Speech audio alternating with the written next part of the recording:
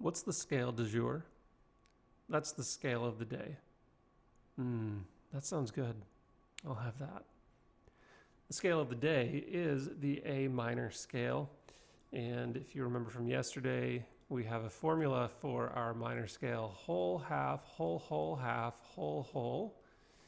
And that is another formula that you're going to want to memorize. That makes everything much easier if you can remember that formula.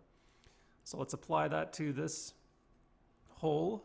Whole step above A is B, half step above B is C, whole step up to D, another whole step up to E, half step to F, whole step to G, and a whole step up to A to round out the scale. Now, let's take a look at this a little closer right here. Okay, we've got no sharps and we have no flats in the A minor scale.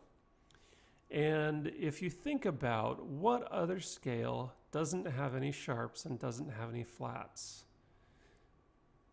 that is correct. If you said C major, okay, C major also has no sharps and no flats. And A minor has no sharps and no flats. That is what we call relative. These are relative keys.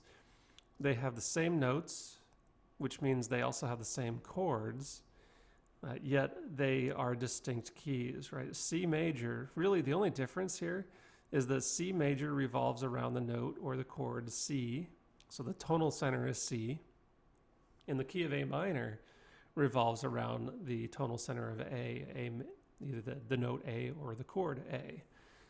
So if you've studied music theory before, this makes perfect sense and you know exactly what I'm talking about.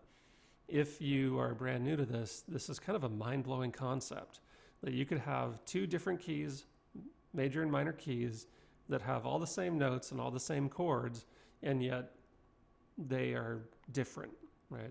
They revolve around different notes. So we'll talk about this more in future lessons, but keep that in the back of your mind.